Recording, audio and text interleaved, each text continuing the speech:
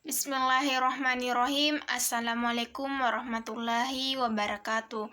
Perkenalkan, nama saya Nurfitra Delia. Saya dari kelas PG PAUD 18A. Di sini saya akan menjelaskan permasalahan makroanaksia dini dan permasalahan mikroanaksia dini. Yang pertama, permasalahan makroanaksia dini.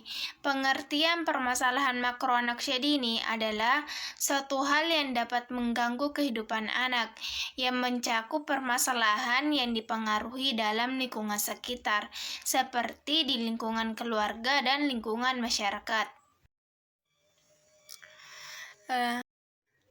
Kemudian, permasalahan di lingkungan masyarakat yang pertama, tingkah laku yang agresif. Tingkah laku agresif itu menyerang baik secara fisik dan psikis. Yang kedua, menyendiri. Anak yang sering menyendiri itu cenderung tidak mau bergabung dengan lingkungannya atau tidak mau bergabung dengan teman-teman yang ada di sekitarnya. Yang ketiga, pemalu. Anak yang memiliki sifat pemalu itu cenderung memiliki masalah cukup serius karena pemalu itu dapat menghambat kehidupan anak. Yang keempat, manja. Anak manja itu cenderung terjadi karena didikan dari orang tuanya. Yang kelima, perilaku berkuasa. Perilaku berkuasa yang dimiliki bagi anak itu sering memerintah dan sering mengancam teman-temannya untuk melakukan apa yang dia perintahkan.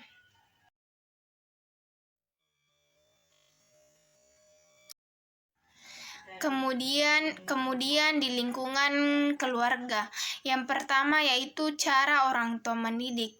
Orang tua yang kurang memperhatikan anaknya atau acuh tak acuh dalam mendidiknya itu akan menyebabkan kurang berhasilnya anak dalam masa pendidikannya. Yang kedua, suasana rumah. Suasana rumah bagi anak itu sangat dibutuhkan. Jika suasana rumahnya sering terjadi pertengkaran, sering tegang, berarti anak itu bosan berada di dalam rumah atau tidak nyaman jika anak itu berada di dalam rumah.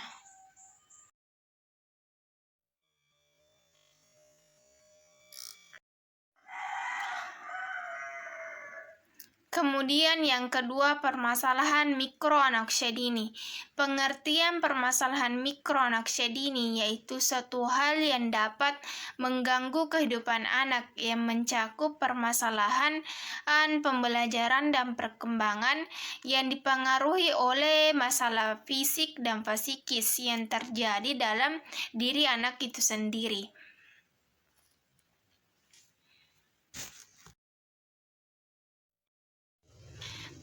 Permasalahan fisik mikroanaksia dini. Yang pertama yaitu gangguan panca indera. Gangguan panca indera misalnya jika anak itu memiliki gangguan pada penglihatannya, berarti anak itu sulit untuk melihat, sulit untuk membeda-bedakan benda-benda yang ada di sekitarnya. Misalnya, anak itu sulit untuk membedakan yang mana ini kursi, yang mana meja, yang mana pulpen, dan sebagainya.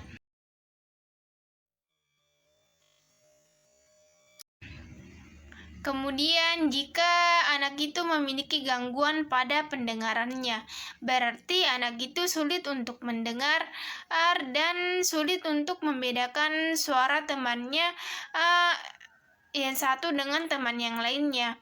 Dan anak juga sulit untuk meniru suara-suara yang ada di sekitarnya, seperti meniru suara kucing, suara burung, dan sebagainya.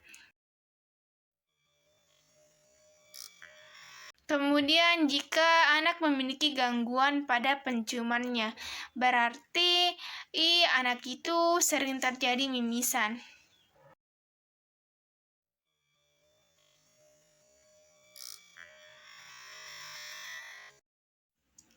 Yang kedua, cacat tubuh. Cacat tubuh anak usia dini merupakan bawaan sejak lahir, tetapi ada juga anak yang awalnya lahir normal, tapi ketika anak itu sudah berusia beberapa tahun, anak itu mengalami kecelakaan yang mengakibatkan cacat tubuh.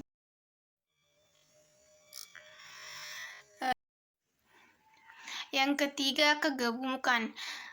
Hal ini biasa terjadi karena gizi yang berlebihan. Anak yang kegemukan itu akan mengalami keterbatasan dalam bergerak karena ia akan menopang berat badan yang ada di dalam tubuhnya. Nah, sebagai orang tua, kita harus memperhatikan asupan makanan dan dengan kadar yang sesuai dengan usianya. Dan sebagai orang tua, kita juga harus sering mengajak anak kita untuk berolahraga.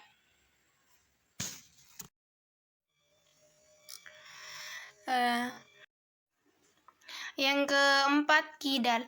Kidal ini sering terjadi karena kebiasaan anak memegang dengan tangan kirinya. Tetapi, kidal itu sering dikategorikan sebagai ketidakmampuan anak dalam memegang dengan menggunakan tangan kanannya.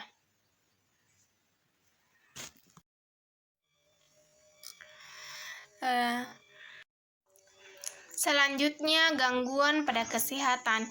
Gangguan pada kesehatan misalnya penyakit-penyakit yang sering terjadi, misalnya penyakit batuk, flu, dan diare. Nah, penyakit-penyakit ini disebabkan karena kuman dan bakteri yang dipengaruhi dari makanan dan lingkungan sekitar.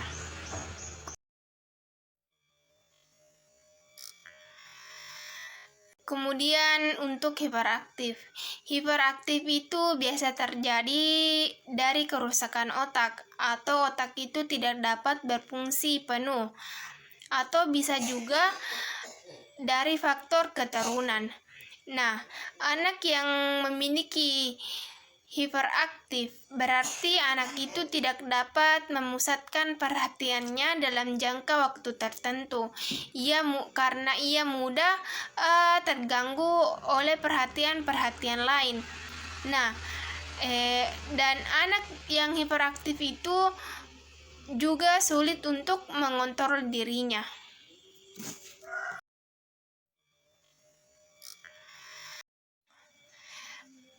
Kemudian permasalahan psikis mikro anak usia dini. Yang pertama yaitu gangguan konsentrasi. Gangguan konsentrasi itu misalnya jika anak itu sedang membaca atau menulis, kemudian ada orang lain yang lewat di depannya dan kemudian anak itu langsung menoleh atau melihat orang tersebut, berarti itulah yang dinamakan gangguan konsentrasi. Karena anak itu tidak bisa fokus dalam membaca dan menulis saja.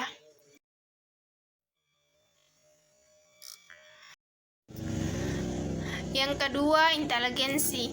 Inteligensi merupakan kemampuan untuk memecahkan masalah dan beradaptasi. Anak usia dini ada yang memiliki inteligensi tinggi dan ada yang memiliki inteligensi rendah. Jika anak memiliki inteligensi tinggi, berarti anak itu cepat untuk mengerjakan tugas-tugasnya dan cepat untuk mengingat dan menangkap pembelajaran yang disampaikan. Sedangkan jika anak memiliki inteligensi rendah, berarti anak itu lama untuk mengerjakan tugas-tugasnya dan lama untuk mengingat dan menangkap pembelajaran yang disampaikan.